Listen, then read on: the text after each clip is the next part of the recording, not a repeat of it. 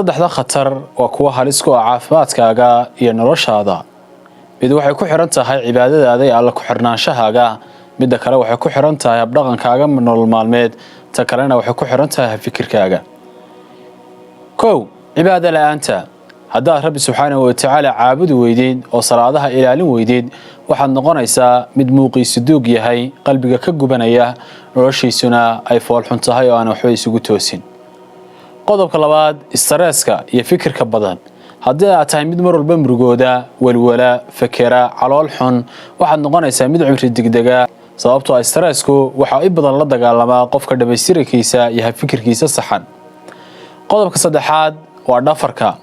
dhalinyarada hadda joogta inta badan waxay ku saamleeyaan oo ku soo jeedaan waqtigooda ugu badan ku qaataan waa inay taleefanada isticmaalayaan ama ay goobaha lagu qaxweeyo ay lagu sheekeeyo ay ku raagaan.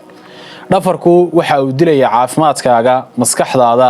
sidoo kale waxyaalaha hurdada laga faa'iido waxa ka mid ah qof markuu habeenkii seexdo unugyada dhinta ee dadka seliska ah ayaa habeenkii dib loo cusboonaysiiyaa oo kuwa cusub baa qofka loo soo saaraa. haddii qofku xilliga camaliyadaasi dhacayso oo soo jeedo, macnaheedu waxa weeye horeyna qofkaasi waa u cimri degdegaya, caafimaadkiisana wax badan baa iska bedelaya. ogeysiis waxaa loogu bishaaraynayaa dhammaan bulshooyinka Soomaaliyeed ee daafaha caalamka joogta in markaska diiniga Liibaan Online Teaching uu diiwaan gelin doono arday cusub. haddaba haddii aad rabtiin inaad baratid higaada quraanka iyo tajwiidkiisa, tafsiirka, axkaamta, tani waa fursadaadii. haddaba waxaa nagala soo xiriirtaa +252 9 eber 5 4 4 4 5 5 eber.